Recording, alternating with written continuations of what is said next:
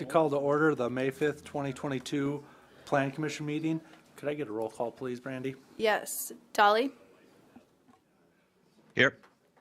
Oleski? Present. Kays? Yep. Brink? Here. Culhane? Here. And Hanson, Dargis Johnson, Spire, and Ford are absent. We do have a quorum, and I also will mention that Councilman Tupper is here as the liaison to the Plan Commission. He was also here for the Board of Adjustment. Sorry, didn't. First, I put him at the end of the table, and then I didn't even announce him. Well, thank you for that. Third item on the agenda is invitation for public comment participant submittal. If there's anything not on the agenda that someone wishes to talk about, there will be time at the end of the meeting, and please just let Brandy know. Fourth item on the agenda is the approval of the agenda. Can I get a motion and a second? I'll make that motion. Second, Colleen. We have a motion and a second. All in favor say aye. Aye. Aye. All opposed, same sign. Motion carries. Fifth item on the agenda is the approval of minutes. 5A is the approval of the minutes from the March 24th meeting. So moved. Do I have a second? I'll second that. I have a motion and a second. Any further discussion? Seeing none, all in favor say aye. Aye. Aye. Aye. All opposed, same sign. Motion carries. 5B is the approval of the minutes from the April 7th meeting. Can I get a motion and a second? I'll approve the minutes from the April 7th meeting. Second. I have a motion and a second. Is there any further discussion? Hearing none, all in favor say aye. Aye. All opposed, same sign. Motion carries. Item 6 on the agenda, let's just keep this pace going. Item 6A is commission consideration of resolution 2022-22, which is the amending the zoning map from C3 to PUD. Brandy, will you take over, please? Yes, thank you, Jeff. So if you guys recall, we looked at the property adjacent to the property that we're looking at today and implementing a PUD, which is a planned unit development rezone. So this would be for, it's not letting me select it, but this is within the city property. And if you look on the agenda at the exhibit of the location that we're specifically talking about, and it is adjacent to what we had previously rezoned for the Sinclair Square redevelopment project. And so this will all tie in together, and there will have to be subsequent land conveyances approved by city council after more details are finalized with this development. However, if it is to move forward, platting would also have to take place, so it would have to have one uniform zoning district. So that's the reason for bringing this forward, and we do feel comfortable at what is being proposed. There will be improvements to Roby Creek, and they'll be able to utilize the PUD requirements that they've set forth. Some of those things are described in the staff report of some lesser setbacks. However, though, they do still have the 20-foot side yard setback requirement in the C3 district for any property that is adjacent to that is also zone commercial. Sorry, I stumbled there. So in the PUD will be all lot 1, 2, 3 in the city property is what we're talking. Do we have Yes. a minimum lot area for a PUD within the ordinance today? Yes, so it is 5 acres, but this will all be all Combined? together. It'll meet that. Okay. Yep. So it'll include the portion that we have previously rezoned to have this PUD zoning.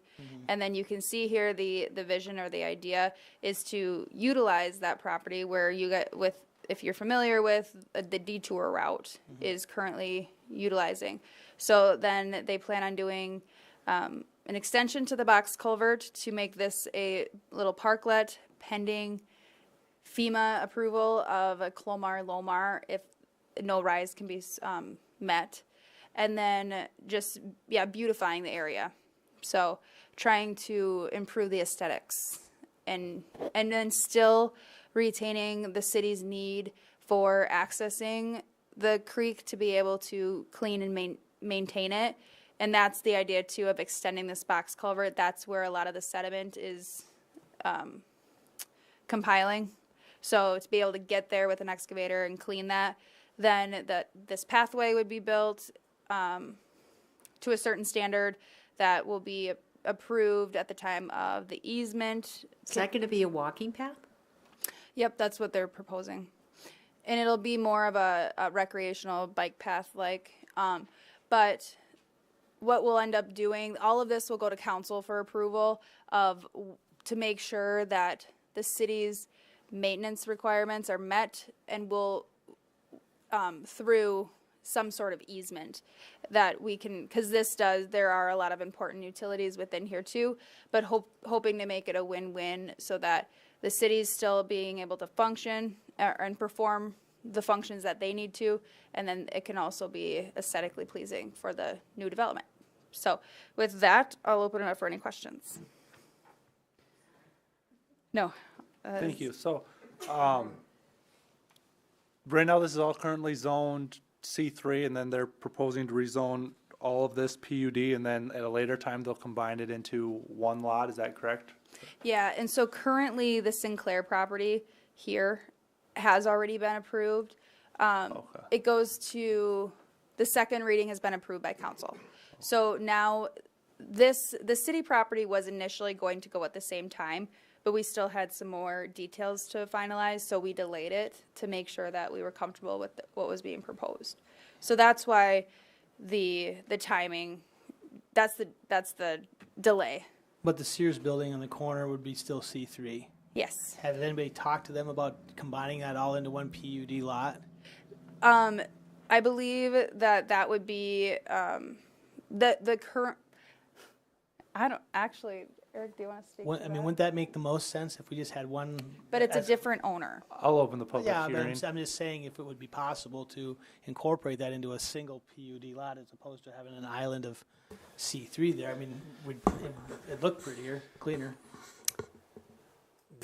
So Eric Scott with Crestone Companies, and I've been working with the Sinclairs on this property and developing it for 5 years now, and so it's a slow game.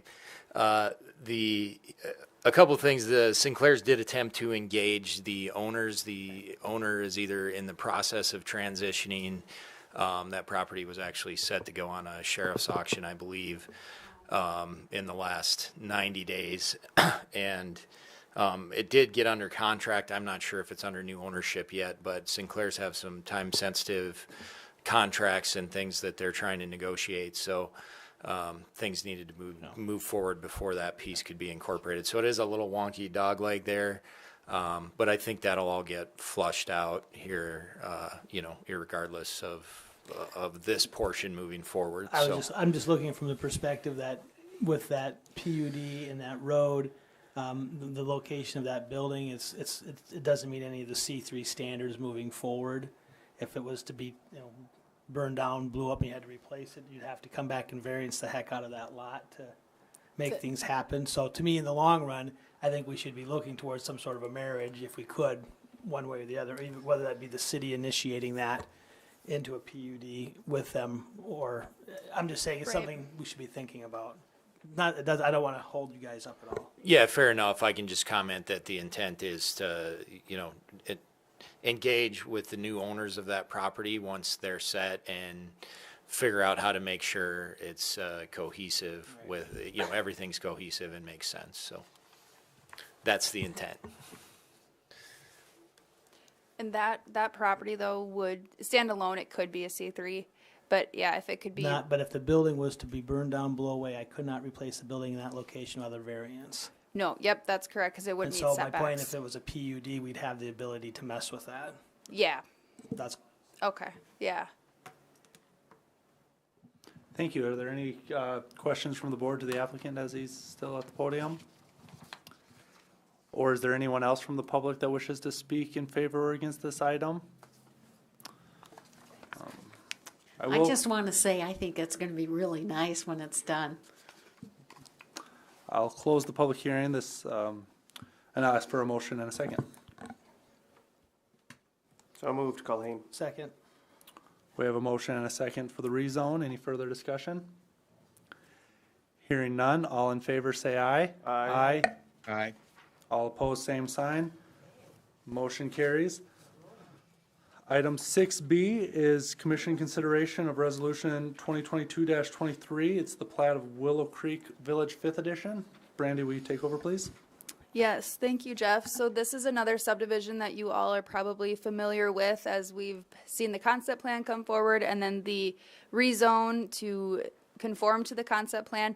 And now this is the platting of this property, and then also including the development agreement for the infrastructure improvements. And I'm just going to show you guys this for vicinity wise. This is the location. It needs to be updated on our GIS to reflect the accurate lot lines, but I will pull that up on our agenda. The owner is Don Endress with Willow Creek Development. And so this property, this plat will include, let's see here, 8 R2, which is single family attached residential, and 11 R1 single family residential lots. And so then these have been approved. The lot lines conform to what has gone forward. The second reading was approved at Monday's council meeting. So everything is in order there, and in conformance with the concept plan that was also approved. Some things about the and actually just to point out, so with the concept plan, we allowed for a street width that would, or it meets our engineering design standards, but only for parking on one side, and that was approved by the Plan Commission at the concept plan phase. So that is being memorialized with the approved construction plans for this development and reflected on the development agreement. And another condition of the concept plan approval for this was that there be a snow storage area designated for the implementation of a cul-de-sac, because that it adds to the maintenance costs for the city to allow for cul-de-sacs. So the location is included on here as well, and the street superintendent and public works director, city engineer, everyone was comfortable and satisfied with the location that they provided. 9,000 square feet, which is a minimum size for a single family residential lot, and that is just off of 22nd Street East. So from in larger picture, it's in this location. And then we also have the park access easement. So previously there was an access easement granted in this location to this park outlot that was dedicated with the 4th edition. And so now that this is being subdivided, obviously the lots will intersect that access point. So they are rerouting access to the park in this location off of Willow Creek Drive, and that will tie into future development of this piece along Willow Creek Drive as well. So with that, I'll open it up for any questions. Thank you, Brandy. When we do a preliminary plan and rezoning and then comes to the plat, could you just kind of refresh us, when can plats be done administratively and when do they have to come before us? Kind of give a general. Yes, no problem. Thank you for the question. So anytime that there is right-of-way being dedicated or that there are more than 5 lots, those are the big ones that you can look for that need to go forward to Plan Commission and City Council for approval, because then there will most likely be the need for infrastructure improvements. And then so that's when we memorialize the development agreement and the developer's obligation and time constraints, or the time allowance to install such requirements. And that's all per engineering design standards. If that. Yep, no, thank you. And I just kind of wanted to make that known, just because this does meet our standards, and just, why do we do some administratively and some we do this way? It's just the number of lots and the fact that there's a road, which we've talked about at the preliminary plan, and we already had talked about the width of it and that there'd only be parking on one side. I mean, that's not to be rehashed at this meeting. That's already been discussed.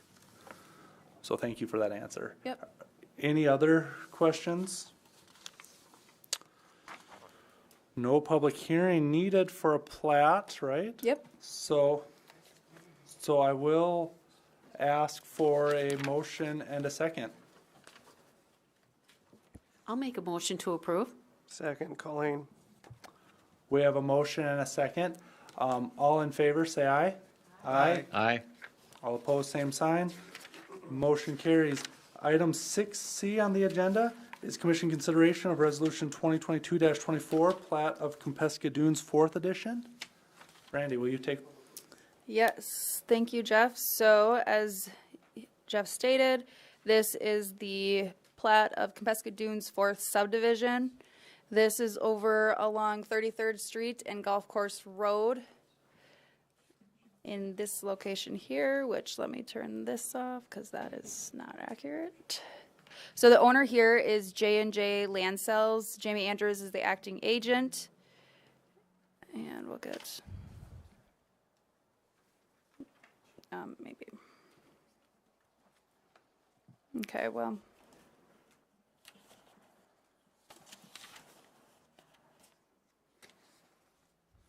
Okay, so this is the vicinity though of what we're looking at of what will be platted.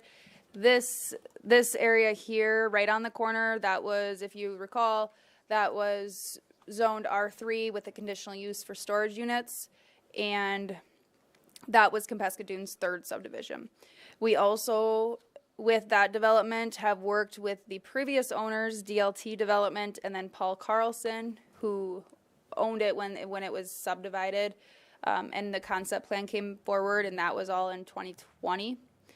And so they had requirements to finalize the pond for this area, and they had to expand it from the hydraulic analysis that was done, years later, and what was found of being required to meet the needs of this development. So that is still under, they still have obligations to finalize with that, but that is with a different developer. So now with J&J, they are looking at progressing with the concept plan that was approved, and I will pull that up here, for the area and platting it, and then also entering into, so all of this conforms to the concept plan and preliminary plan that were approved for this subdivision.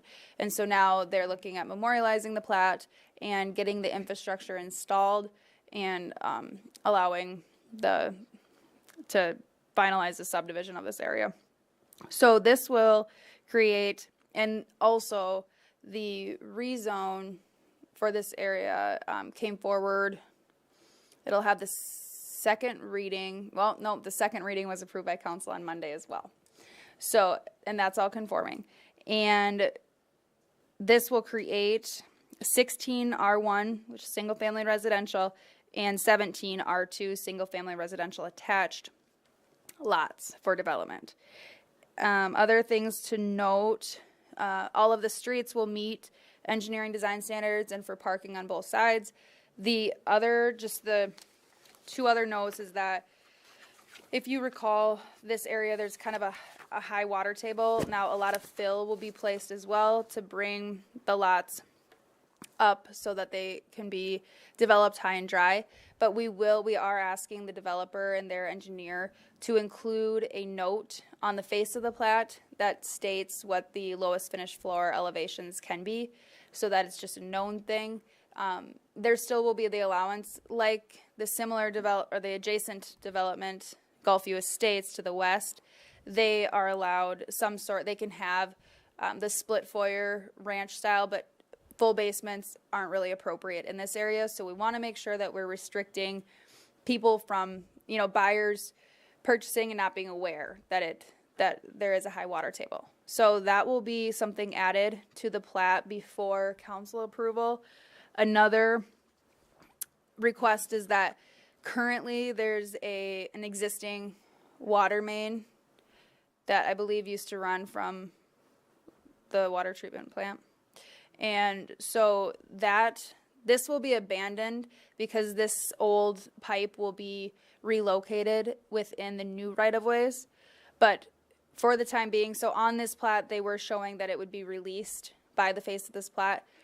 Since this will be recorded before that relocation has been accomplished, we want to keep that easement on this plat, and then we can look at releasing it after it has been relocated and the new water main is installed, and that's to the satisfaction of the city engineer and the Watertown Municipal Utilities.